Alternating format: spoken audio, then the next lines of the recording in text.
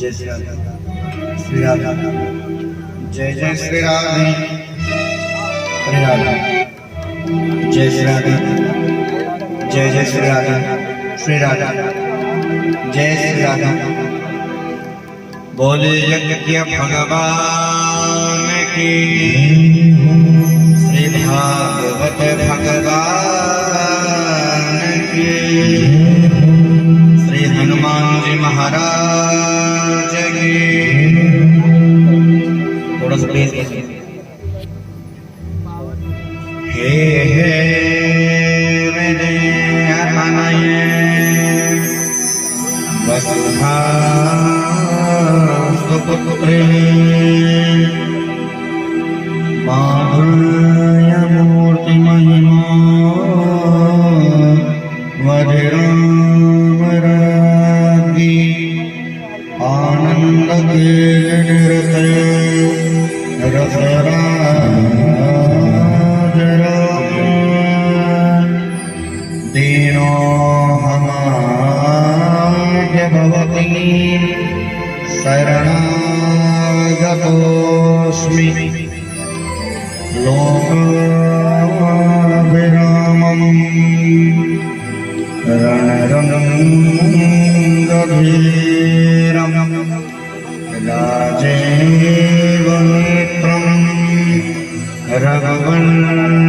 विश्वनाथं कारुण्यरूपं करुणाकरं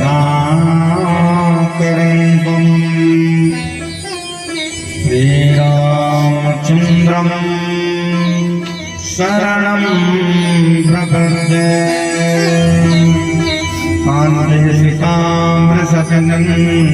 शारदेन्द्र यत्रैतो विलसिता हसिताङ्गशोभा वृन्दावने वक्रतायामनगाङ्गसङ्गम् राधाकुन्दयुगलं तदहं नमामि। चैतन्यं शाश्वतं शान्तं व्योमातीतं निरञ्जनं नादविन्दकलातीतं तस्मै श्री गुरवे नमः। अज्ञानतिमिरान्धस्य ज्ञानाञ्जनशलाकया चक्षुरुन्मीलितं येन जगत्काज कलिसमुद्रलोभकलख्यो प्रगट्यो सप्तजहाज।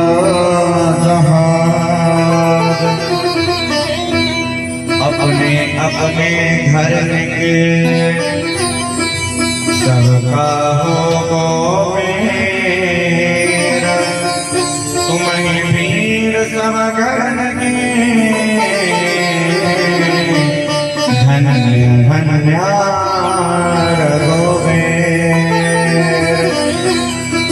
जगत के रक्षक श्री हनुमान गदा लय कुत सोच सिधावो। जो कोई दुष्टन कष्ट में आवे काहे कहाँ प्रभु मार गिरावो।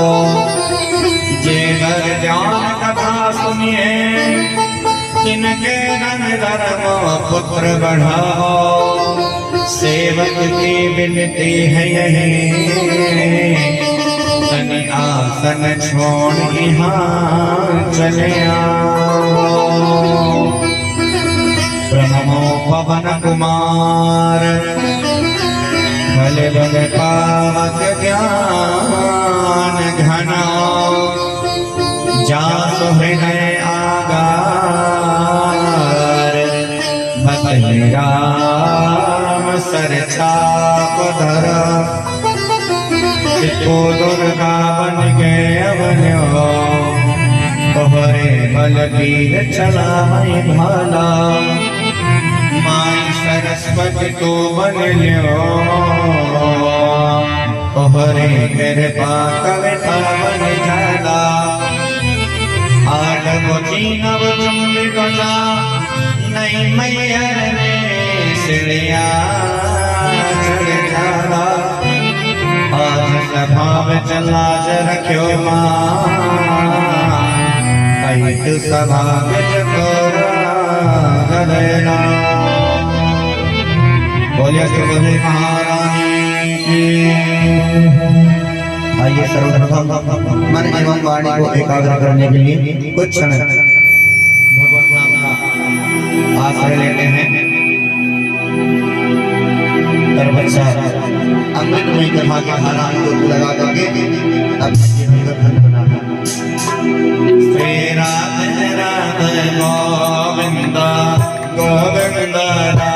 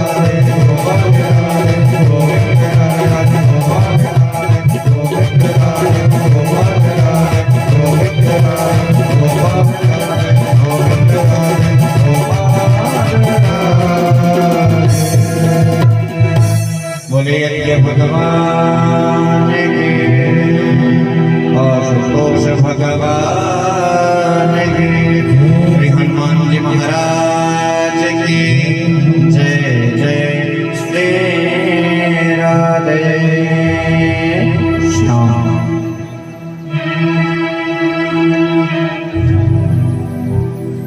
आनंदगन करुणा बरनाला कि आप निरंतर कथा श्रवण कर रहे हैं, जिसमें आज सप्तम दिवस अर्थात विश्राम दिवस भी आप आपको तो ही बतलाते हैं ना, यह जो सर्वप्रथम राम नाम का मंत्र उच्चारण करवाया जाता है ना, यह कोई साधारण मंत्र नहीं है।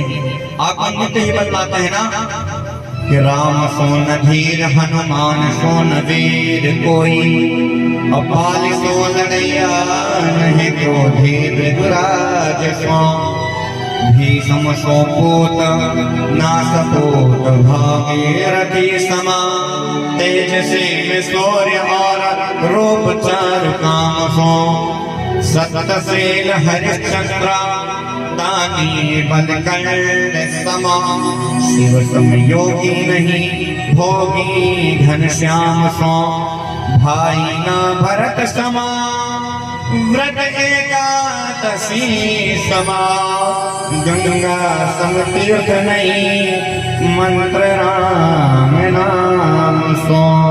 ये महामंत्र है, महामंत्र। और यह जो मनुष्य का जीवन आपको प्राप्त है ना, सबको प्राप्त है ना, इस मनुष्य जीवन में और पशु में कोई विशेष अंतर नहीं है। मनुष्य में और पशु में बहुत ज्यादा विशेष अंतर नहीं है। शास्त्रकार लिखते हैं ना कि आहार निद्रा भय में कुनंचा सामान्य पशु नराणा धर्मम हि तेषाम् अधिकम विशेषो धर्मे हीना पशुभिः समान। कहाँ ज्यादा विशेष अंतर नहीं है। आहार निद्रा पशु भी खाते हैं और यह मनुष्य भी खाता है। आहार निद्रा पशु भी सोता है और मनुष्य भी सोते हैं, सब समान है। आहार निद्रा भय में कुनंचा सामान्य में तो पशु नारायण जितने भी समानताएं हैं मनुष्य और पशु में सब कुछ समान है, परंतु धर्मम हितेशम अधिकम विशेषो मनुष्य में धर्म ही एक अधिक हो गया। पशु धर्म नहीं कर सकते परंतु मनुष्य धर्म कर सकता है। और भैया यदि उसको भी छोड़ दिया ना तो, यदि उसको भी छोड़ दिया तो धर्महीना पशु भी समाना। यदि धर्म को छोड़ दिया तो जैसे पशु वैसे ही मनुष्य। मनुष्य रूपेण मृगाचरन्ति, मनुष्य उपमा मृग से दिया गया है। मृग से ही क्यों दिया गया जानते हैं? इस संसार में मृग जो है ये अपना संपूर्ण जीवन ही समाप्त कर देता है। कस्तूरी को ढूंढते ढूंढते ढूंढते ढूंढते संपूर्ण जीवन समाप्त कर दिया, परंतु उसकी सुगंध वो कभी उसको वो स्वयं कर लेता है, परंतु उसको ढूंढते ढूंढते उसका जीवन ही समाप्त हो जाता है, वह उसको पाता नहीं है। वैसे ही यह जो मनुष्य है इसके अंदर ही परमात्मा है, कण कण में परमात्मा है, धर्म करने की क्षमता है, परंतु यह सुख देखता है औरों में सुख देखता है। यदि उस व्यक्ति ने हमसे कुछ हमारे पक्ष में कोई बात कर दिया, हम प्रसन्न हो गए, हमारे विपक्ष में बात कर दिया तब हम दुष्ट हो गए। अरे अपनी प्रसन्नता कम से कम अपने पास रखो। अपनी प्रसन्नता भी आप दूसरे के पास ढूंढते हैं। उसने थोड़ी सी प्रशंसा कर दी, प्रसन्न हो गए, बुराई कर दी, बिल्कुल क्रोध में आ गए। आप अपना जीवन को कम से कम जी लीजिए।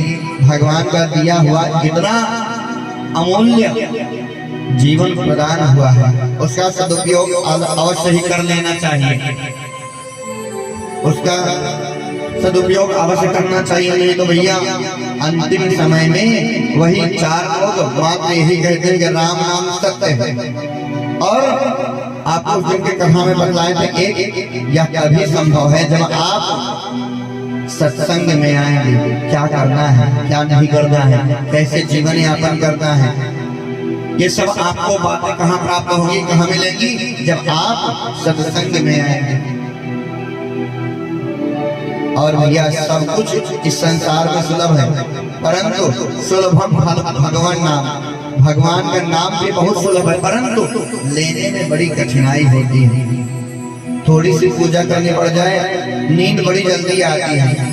पूजन में बैठ जाओ ना तो दुनिया भर का इधर उधर का सोचने लग जाते हैं। सोचते हैं अरे पता नहीं वह कार्य हो रहा होगा, अरे थोड़ी देर तो कम से मन लगा करके पूजन में बैठ जाओ। भगवान की बहुत बड़ी कृपा होती है, तब जाकर के भगवान से अनुराग होता है, तब उनकी भक्ति में मन लगता है। नहीं आप बैठे रहो 2 घंटे 4 घंटे 5 घंटे पूजन करते रहो, परंतु मन नहीं लगेगा बिल्कुल भी। और जब मन नहीं लगेगा ना, जब अनुराग नहीं होगा तो मिलेगा न रघुपति बिनु अनुरागा, बिना अनुराग के प्रभु मिलते भी नहीं। इसलिए अनुराग अवश्य होना चाहिए। और उपदेश लेते समय अपने गुरुदेव भगवान का, ये नहीं कि गुरुदेव भगवान हमसे कुछ कह रहे हैं तो मात्र उनका ही नहीं, उनके एक एक वचन का भी पालन अवश्य करना चाहिए, अनुमोदन अवश्य करना चाहिए, उनका पालन करना चाहिए। नहीं कि हम बड़ा सम्मान करते हैं गुरुदेव भगवान का, जब पदार्पण हो साष्टांग दंडवत करते हैं, परंतु उनके वचन का पालन न किया जा सकता। उनके वचन का भी पालन अवश्य करें। आज अपने समाज में भैया 2 भ्रांति है, 2 भ्रांति। आज हमारे मुख्य यजमान जी ने थोड़ा सा निवेदन किया था इस पक्ष पे, इस पे थोड़ा टिप्पणी की थी। आपको बताऊं, अपने यहाँ समाज में 2 भ्रांति है। एक जैसे कुल गुरु से ही मंत्र लेना चाहिए, ये अपने यहाँ समाज की भ्रांति है। देखिए, कुल गुरु मिल जाए तब ये तो बड़ी अच्छी बात है, बड़ी अच्छी बात है। यदि हमको कुल गुरु से ही दीक्षित होना पड़ जाए ये तो बड़ी अच्छी बात है, परंतु मान लीजिए हमारे गुरुदेव भगवान में बड़े सद्गुण हैं, परंतु उनके पुत्र में गुण ही नहीं है। भाई ये आवश्यक नहीं है, ये जरूरी तो नहीं है ना कि जो गुरुदेव भगवान में उनके पुत्र में भी वैसा ही सद्गुण या दुर्गुण हो। यदि उनके पुत्र में भी कुछ विकार हैं जो उस दिन की कथा में आपको बताए थे, तो उनका भी पर त्याग कर देना चाहिए। हमारा शास्त्र कहता है, हीनांगो अतिक्रांगो वा वामभाग्यान दुर्बला श्रेणः पाखंडवादिना अतिक्रोधी अतिलोभी च एतान गुरून् परिवर्जयेत। हीनांगो जो अंग से हीन हो, अतिरिक्त अंगो वा या फिर अतिरिक्त अंग हो, उनका भी परित्याग कर देना चाहिए। बांधा निसंतान हो, उनका परित्याग कर देना चाहिए। ज्ञान दुर्बला जो ज्ञान में ही कमजोर हो, क्योंकि गुरुदेव भगवान का मतलब ये होता है वो सबका अंधकार का, जो अपने शिष्य को अंधकार से प्रकाश की ओर ले जाए वही है सद्गुरु। जो अपने शिष्य को धर्म के मार्ग पर चलने के लिए प्रेरित करे, उसको उपदेश दे, वो वास्तव में गुरु है।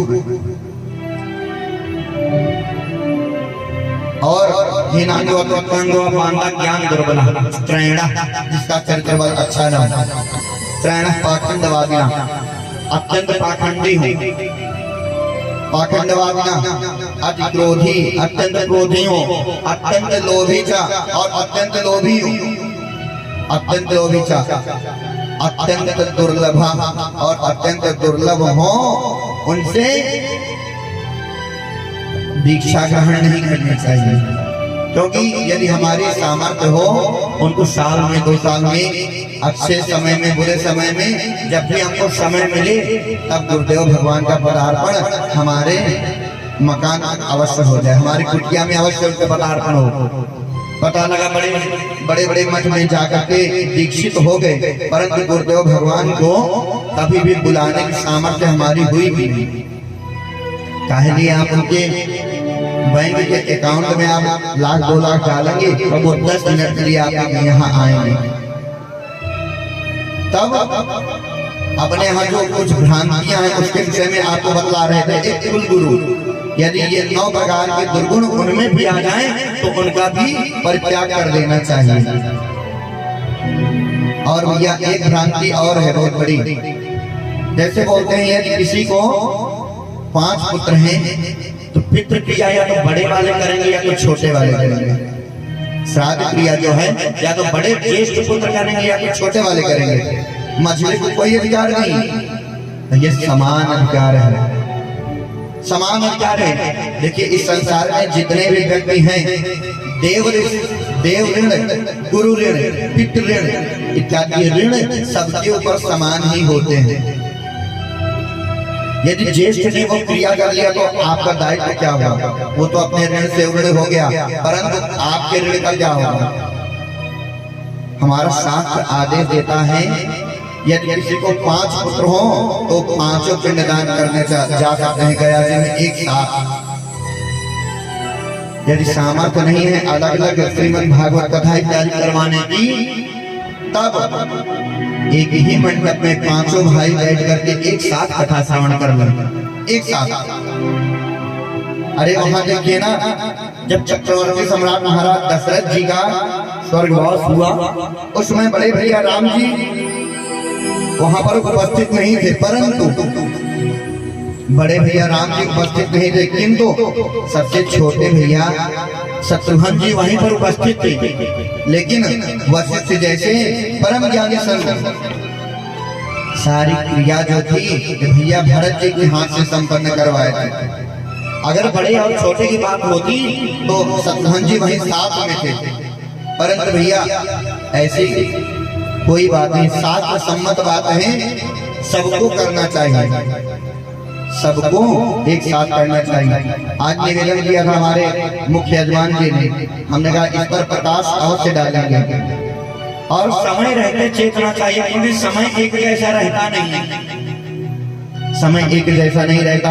यदि प्रभु ने आपको प्रभुत्व दिया है, समय दिया है, उसका सदुपयोग अवश्य ही कर लेना चाहिए, क्योंकि समय एक जैसा नहीं रहता। आपको बताए भी थे कि दाने रहे जे बड़े युग के महाराज हरिश्चंद्र जी, समय की बात है, उन्हें गंगा के घाट पर मांगत देखा, जे अजय रहे महाभारत के अर्जुन, उन्हें गोलियों भीड़ से हारत देखा, वरदान बने महादेव जी बड़े, उन्हें भक्त के त्रास से भागत देखा। नर क्यों अभिमान करे मन में, हम सूरज तेज तीन हो देखा। एक समय कृष्णचंद्र भाग गए मथुरा से, एक समय कंस को पछाड़े एक क्षण में, एक समय पार्थ ने महाभारत जीत लिया, एक समय भीलन ने लूट लिया वन में, एक समय रावण ने बांधे काल पाटी में, एक समय 10 शीश काट गए रण में। तो मानुष बेचारे की बतावे कौन दीन कवि, दिनकर की 3 गति होती है दिन में, दिनकर की 3 गति होती एक दिन में। और भैया इस संसार में जितने भी जीव हैं उनकी जो ये खाल है ना, बाह्य परत है, वो किसी न किसी कार्य आ जाती है। बकरे की खाल हो गई, उससे बढ़िया ढोलक बन गया, गैंडा की खाल से ढाल बन गया, इत्यादि इत्यादि। मृग की छाल हो गई, उस पर बैठ करके तपस्या करें। व्याघ की खाल हो गई अर्थात बाघ की, उस पर बैठकर उसको भोले बाबा ने धारण किया बाघंबर। परंतु भैया मानुष की खाल कोई काम नहीं आई है। यह मनुष्य का शरीर किसी कार्य में उपस्थित नहीं हो सकता। यदि इसमें से भगवान का जो निवास है बात निकल गया, भगवान का जो ज्योति है उनका अंश है, जब वह निकल गया तो मात्र मिट्टी हो जाता है। लोग कहते हैं भैया वहां पर मिट्टी हो गई, अर्थात जब भगवान का अंश इस शरीर से निकल गया तो यह संपूर्ण मिट्टी ही है। एक बड़ा सुंदर कथानक आता है। एक संत जी जा रहे थे, यदि गुरुदेव भगवान का आशीर्वाद मिल गया ना, जब थोड़ी सी भी कृपा हो गई तो इस संसार से बेड़ा पार ही हो जाना है, फिर माँ की कुक्षी में आने की आवश्यकता नहीं पड़ती। एक संत जी थे, संत जी जा रहे थे अखंड भारत भ्रमण करने के लिए। यही हस्तिनापुर दिल्ली प्रांत में पहुंचे थे, दिल्ली पहुंचे थे, मार्ग भटक गए और संयोग से एक व्यक्ति सामने से आ रहे थे, उनसे पूछ लिया। माँ की जैसे पूछा, कहा भैया हमको इस स्थान पर जाना है, कृपया मार्गदर्शन करें हमारा। वह व्यक्ति न तो भगवान को मानने वाला था और ना ही संत जी को। उसने सोचा आज संत जी को ऐसा मार्ग बता दिया जाए, ये भी अपने जीवन का कभी भूल ना पाए। मार्ग बता दिया, कहा रे महाराज जी आप इधर से मत जाओ, आप इधर से जाओ। बेचारे संत स्वभाव ये जिधर से जा रहे थे भटकने के कारण ये दूसरा मार्ग पकड़ लिए। कहा महाराज जी आप इधर से जाओ, और आगे बढ़े, देखा वहां पर एक कसाईयों का बाजार, मांस का बाजार लगा हुआ था, मांस का।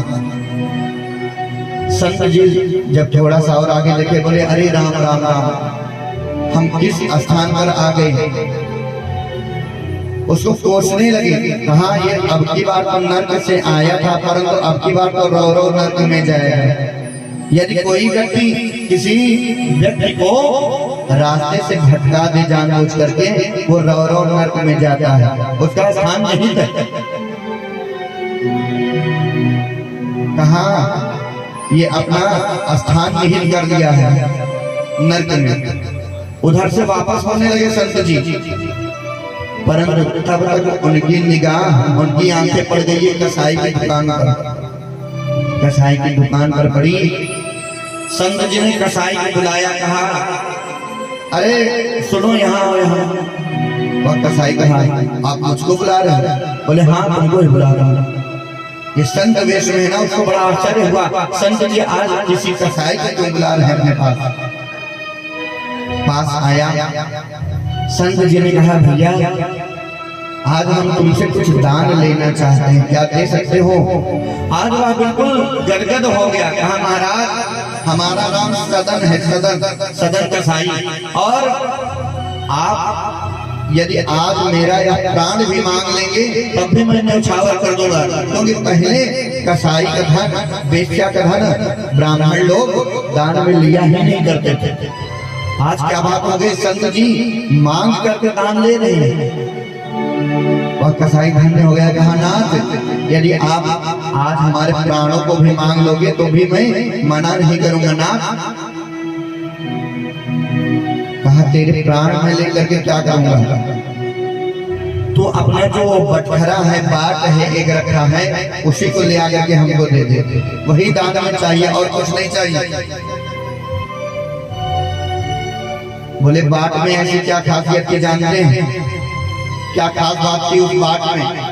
कोई सदन कसाई से कहता था भैया 1 किलो मांस चाहिए, वह उसी बाट से तोल देता था, 1 किलो उसी से हो जाता था। कोई 10 किलो मांगता, उसी बाट से तोल देता था और 10 किलो हो जाता था। कोई 100 ग्राम 200 ग्राम अर्थात जितना भी मांगता एक ही बाट से वो तोल करके दे दिया करता था, अन्य कोई बाट था ही नहीं उसके पास। आज संत जी ने वही बाट मांग लिया था।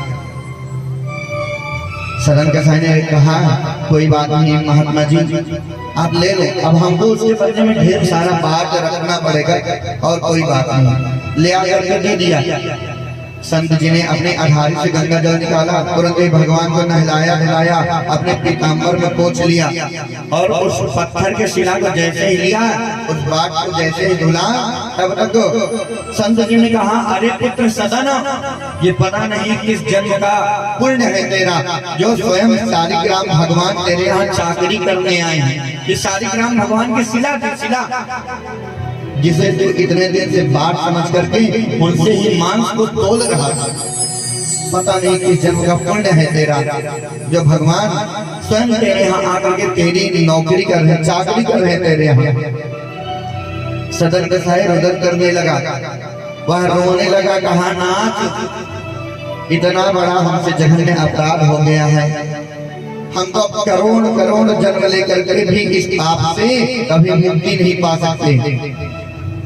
जब ऐसा सुना संत जी ने कहा कोई बात नहीं, इसका भी प्रायश्चित हो जाएगा। आज उपदेश दे दिया, आज उनको ही वह सदन कसाई जो था उस संत जी को ही अपना गुरुदेव भगवान मान लिया, उपदेश दे दिया। कहा जा करके उड़ीसा में भगवान के दर्शन करिए आओ, जगन्नाथ जी के दर्शन करिए आओ।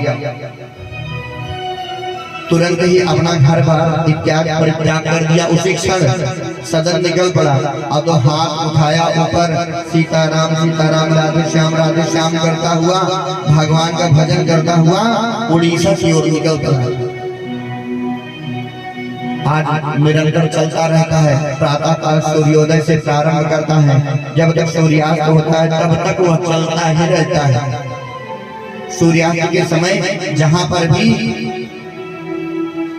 कोई विश्राम का स्थल दिखाई पड़ता है, वहाँ विश्राम करके रात्रि निवास नहीं करता है और प्रातः काल पुनः उठ करके आगे निकल पड़ता है। ऐसे ही कई दिन व्यतीत हो गया। अभी कुछ दूर और पहुंचने में बाकी रहा। तब तक सायंकाल हो गई। एक ब्राह्मण देवता का मकान आ गया, ब्राह्मण देवता का घर आ गया। सदन ने देखा बड़ा सुंदर वृक्ष है यहाँ आम का, वहीं पर एक कुआं भी बना था। ब्राह्मण देवता वहीं पर बैठे थे। ब्राह्मण देवता से निवेदन किया, कहा भैया हम जगन्नाथ जी के दर्शन के लिए जा रहे हैं और आज रात्रि आप अपने स्थान पर हमको निवास दे दें। आज रात्रि विश्राम आपके यहाँ हो जाए। ब्राह्मण देवता मान के बोले ठीक है, कोई बात नहीं। जब भोजन का समय हुआ, ब्राह्मण देवता की पत्नी भोजन लेकर के आई। जैसे ही उस सदन कसाई के स्वरूप को देखा, वो बिल्कुल देखती रह गई, मोहित हो गई। जब अर्धरात्रि हो गई, उस समय वो वापस चली गई। पर अर्धरात्रि के समय वह ब्राह्मणी सदन कसाई के पास आई, कहा अरे सदन, तुम मेरे साथ भीतर चलो। सदन ने कहा मैया यह संभव नहीं है। कहा अन्नदाता भयत्राता पंचेचिद्रस्मृता, 5 प्रकार के पिता होते हैं। जैसे 5 प्रकार की माताएं होती हैं, उस दिन कथा में आपको बताया जाना 5 प्रकार की माताएं होती हैं। राजपत्नी, गुरुर पत्नी, मित्र पत्नी, तथैव च अपत्नी माता समाता च पंचैते मातरस्मृता। राजपत्नी अर्थात राजा की पत्नी राजमाता, गुरुर पत्नी गुरुदेव भगवान की पत्नी अर्थात गुरु माता, राजपत्नी गुरुर पत्नी, मित्र पत्नी तथा और मित्र की पत्नी भी हमारे माँ के समान है। यदि उनको माँ के समान देखोगे तब जाकर के मित्रता में खटाई बिल्कुल भी नहीं आने वाली। साथ मत है मित्र पत्नी तथा पत्नी माता अर्थात अपनी सासू माँ, अपनी सासू माँ वो भी माँ के समान है। और स्वमाता और अपनी जन्म देने वाली स्वयं की माँ, ये 5 प्रकार की माताएं होती हैं। और उसी भांति 5 प्रकार के पिता भी होते हैं। जनिता चोपनीता च विद्याम प्रयक्षते, अन्नदाता भयत्राता पंचैते पितरस्मृता। जनता अर्थात जन्म देने वाले, जनिता चौपनेता, जो हमारा उपनयन संस्कार करवाते हैं वो भी हमारे पिता तुल्य हैं। जनता चौपनेता का यश विद्याम प्रयक्षति, विद्या दाता गुरु, वह भी हमारे पिता तुल्य ही है। यश विद्याम प्रयक्षति, अन्नदाता, जो हमारे भोजन की व्यवस्था कर दे वह भी हमारा पिता ही हो गया। अन्नदाता भयत्राता, और प्राण संकट के समय जो हमारी मदद करे, जो हमारी रक्षा करे, वह भी पिता के ही समान है। आत्मा सदन कसाई कहने लगा अन्नदाता, आप हमारे अन्नदाता हैं। इस प्रकार ये ब्राह्मण देवता हमारे पिताजी हो गए, पिता के स्वरूप में हुए, और हमारी आप मैया हो गए, माता जी हो गई। कहा यदि पुत्र भाव में भीतर चलना है तब अवश्य चलिए। कहा परंतु ऐसा संभव नहीं है, मैं आपके साथ भीतर नहीं जा सकता। कहा सदन, क्या तुम ब्राह्मण देवता को डर रहे हो? ब्राह्मण देवता को डरो मत, कोई बात नहीं। भागती हुई भीतर गई और जाते ही उठाया गंडासा और उनका सिर और धड़ काट दिया। ब्राह्मण देवता बिल्कुल समाप्त हो। ब्राह्मण देवता का वध कर दिया। वह ब्राह्मणी अब भागती हुई बाहर आई, बोली अब तो कोई डर नहीं है। सदन कसाई सोचने लगा, हाय राम, मैं कहाँ आकर के फंस गया यहाँ पर। मैं तो ब्राह्मण देवता जान करके आया था, परंतु यह तो इतना बड़ा दुराचारी निकली। आज सोचने लगा, कहा सदन अब मेरे साथ चलो भीतर। कहा मैया का दाप नहीं जाऊंगा, चाहे मुझको अपना प्राणदंड ही, आपके द्वारा प्राणदंड ही क्यों न मिल जाए, लेकिन आपके साथ भीतर नहीं जाऊंगा। कहा अभी तुम क्रिया चक्र जानते नहीं हो, यदि नहीं चलोगी तो मैं गुहार मचाना प्रारंभ करूं। कहा मैया कुछ भी करो, परंतु मैं भीतर नहीं जाऊंगा। उस ब्राह्मणी ने गुहार लगाना आरंभ कर दिया और गुहार सुन करके पास के जितने व्यक्ति थे पड़ोसी इत्यादि आ गए। संपूर्ण वृत्तांत को सुनाया। कहा अरे भैया, हमने इसको अपने यहाँ शरण दी, परंतु इसने हमारे ब्राह्मण देवता का वध कर दिया और हमारे साथ भी ये दुराचार जो है दुराचार करना चाहता है, दुराचरण की भावना रखता है हमारे साथ। चुपचाप खड़ा रहा सदन, एक शब्द नहीं बोला। लगता है कर्तव्यता यही है। काजी को बुलाया गया, सदन कसाई के दोनों हाथ काट दिए गए, दोनों हाथ कट गए। अब वह अपने कटे हुए दोनों हाथ से सीताराम सीताराम राधे श्याम करता हुआ अपने टूटे हाथ से और आगे बढ़ गया। चलते चलते वह भगवान जगन्नाथ जी स्वामी की बिल्कुल दरवाजे के समीप पहुंच गया। अंदर प्रवेश किया, अंदर प्रवेश किया, देखता है सब कुछ दिखाई देता है, पुजारी दिखाई देते हैं, वहां आते भक्तगण दिखाई देते हैं, परंतु भगवान की मूर्ति उसको दिखाई नहीं दे रही है। बाहर आता फिर जाता, जब 2 बार 3 बार गया तब पुजारी ने कहा खबरदार, अब तुम मंदिर में प्रवेश नहीं करोगे। उसके ऐसे शरीर को देखा, रट्टा स्राव हो रहा, पीप बह रहा है। कहा तुम प्रवेश नहीं करोगे मंदिर में। वह वहीं देहरी के पास बैठ गया, दरवाजे के पास बैठ गया। कहा नाथ, हमको सब कुछ दिखाई देता है, परंतु आपकी मूर्ति क्यों नहीं दिखाई देती है। मैं अपना प्राणोत्सर्ग कर दूंगा, परंतु अब यहाँ से मैं उठूंगा नहीं। आज 2 दिन और व्यतीत हुआ, वह चुपचाप पड़ा रहा। अब ना तो वह भीतर जाता है भगवान के दर्शन के लिए और ना ही उस स्थान का परित्याग करता है, नहीं दरवाजे के पास बैठा रहता, मुख्य द्वार के पास बैठा रहा।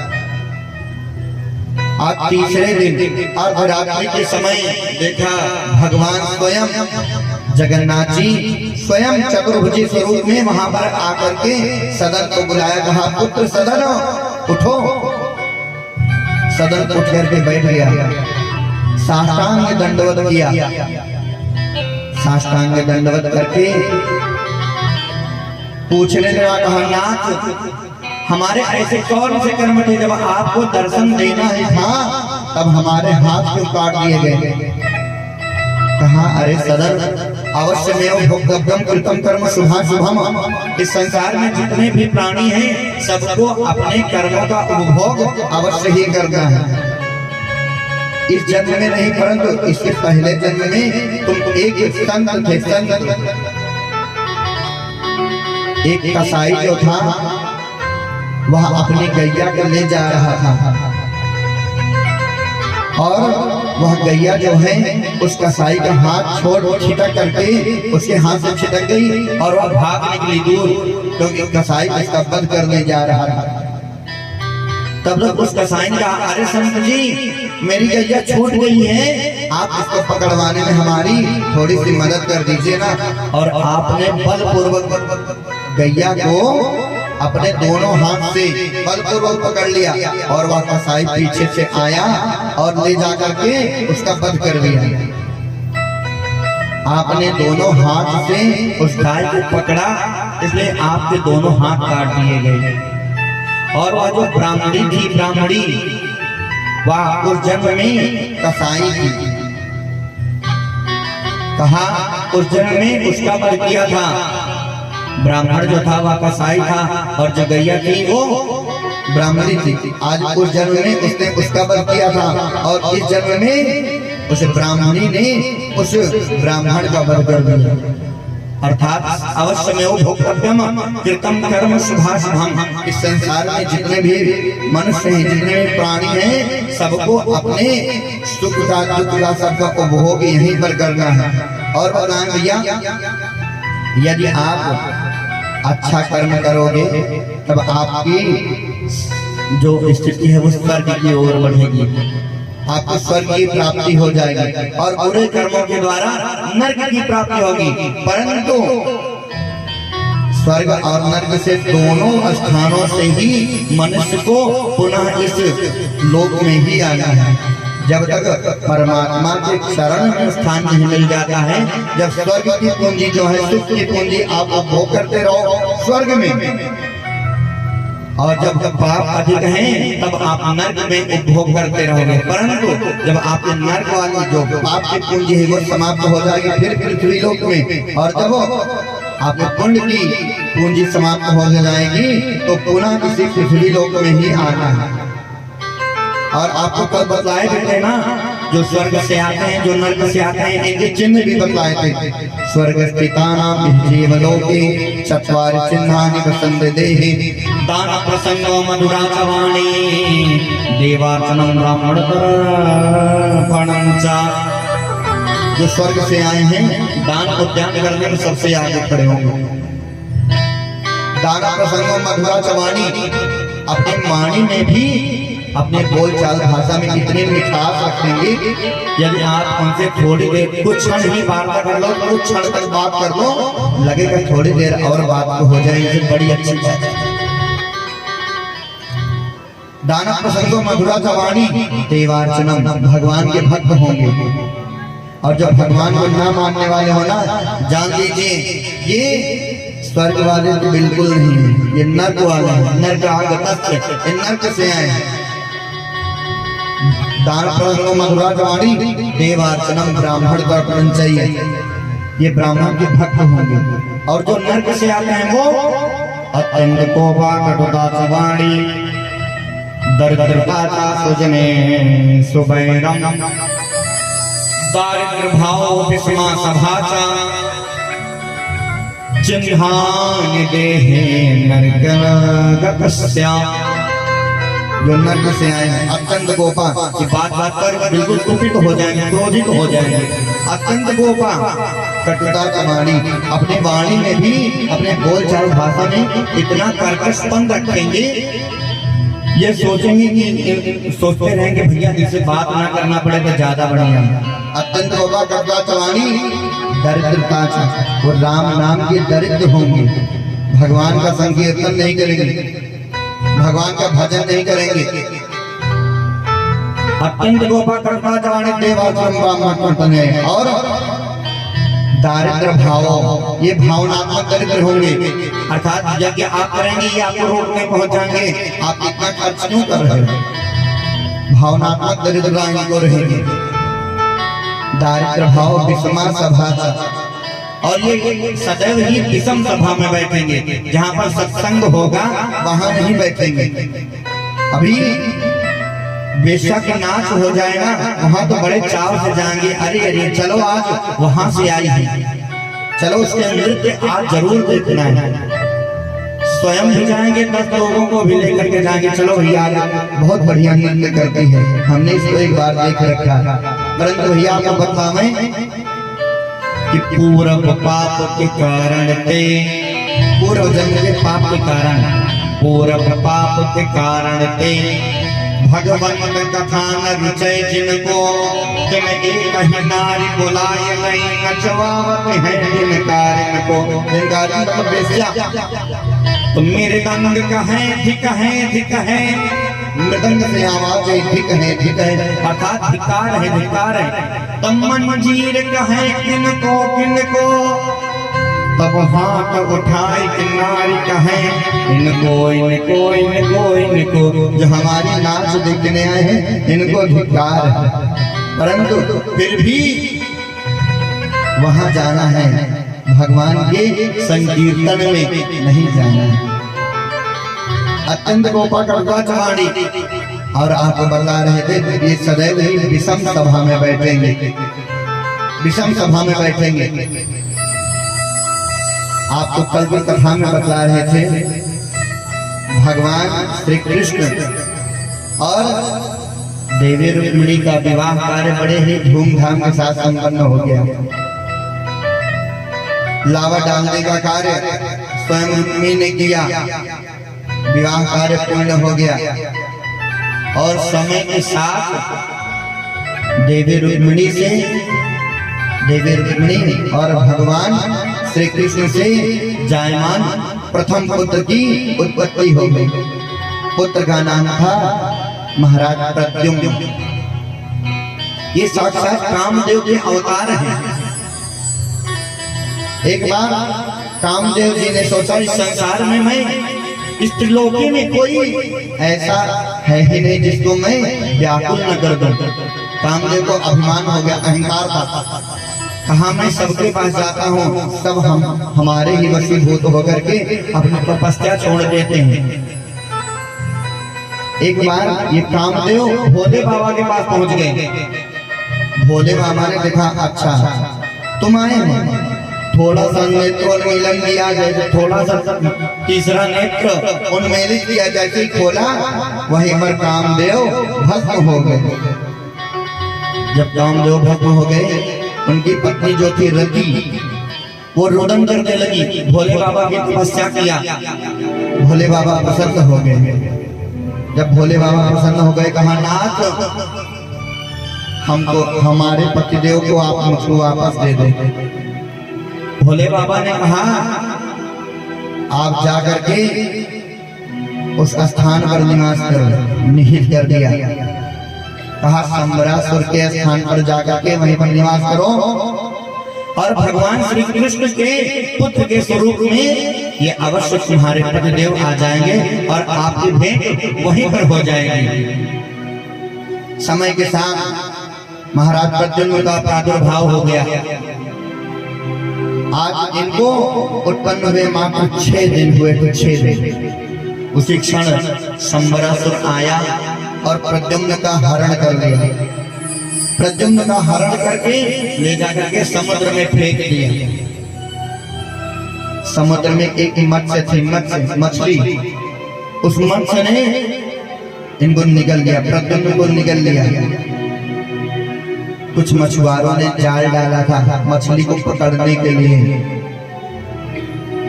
आज संयोगवश वह मछली जो थी वो मत्स्य उस जाल में फंस गई।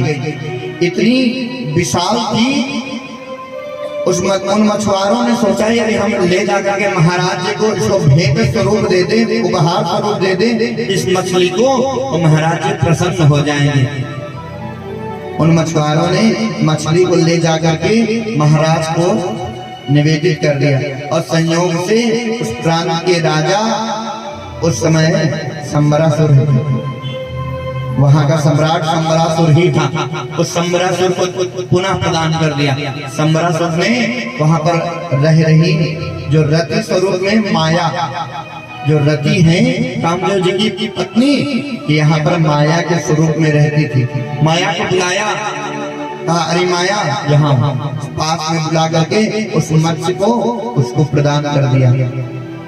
जब उसका पेट विदीर्ण किया गया, फाड़ा गया, उसमें से एक बड़े ही सुंदर बालक का प्रादुर्भाव हुआ। माया देखते ही पहचान गई।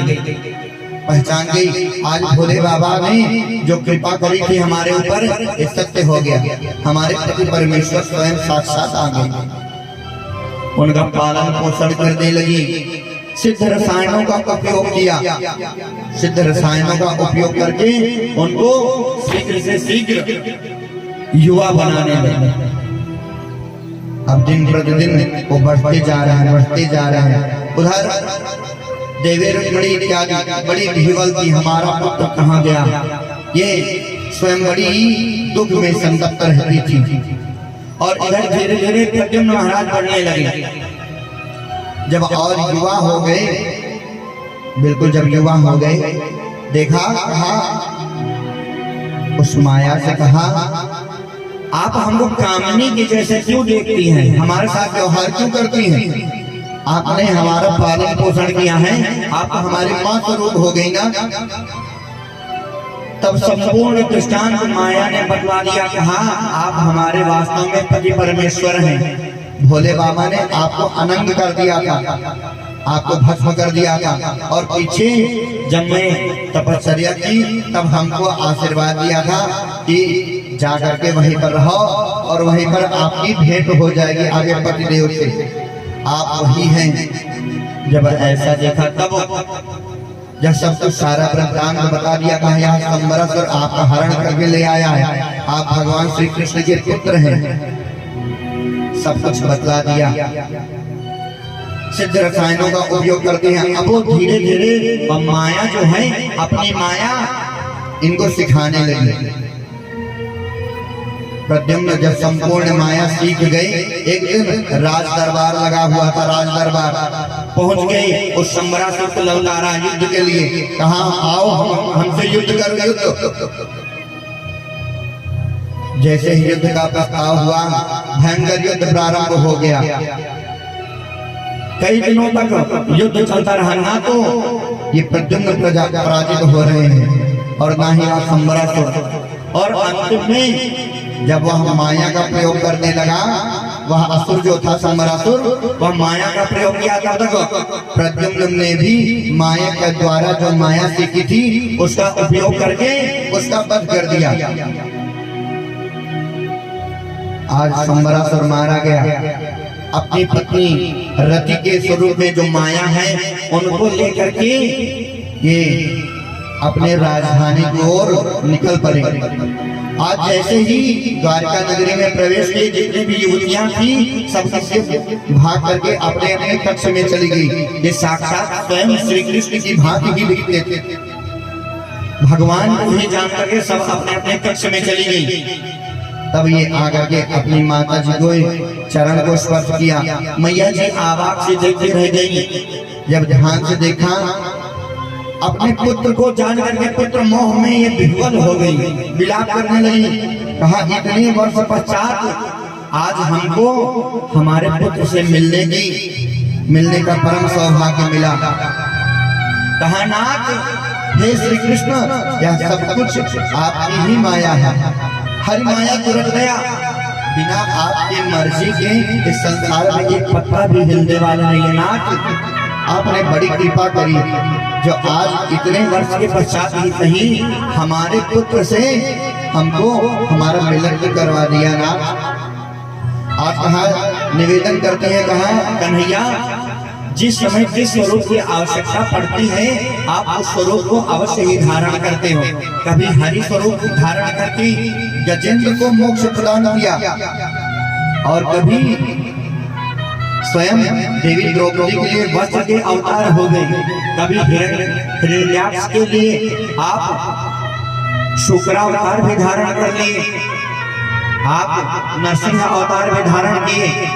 कहा यहाँ तक कि आपने देवी द्रौपदी के लिए वस्त्रावतार भी धारण कर लिया था। नाथ, ये भगवान का वस्त्रावतार कब हुआ था जानते हैं? एक बार कन्हैया अपना सुदर्शन चक्र जैसे हाथ में लेकर के उसको लुप्त करना चाहे, वैसे ही थोड़ा सा पास उनको चुभ गया, उनकी उंगली में लग गया। और हुआ क्या वास्तव में कि पास गड़ो प्रभु की उंगली, पास गड़ो प्रभु की उंगली, और रुधिरा निकले तब अवसर भारी। राधा जी दौड़ी व रुक्मिणी दौड़ी पड़ी श्रीगिरी ब्रज नारी। देखी दशा ब्रज नायक के सब ही वनिता अति भय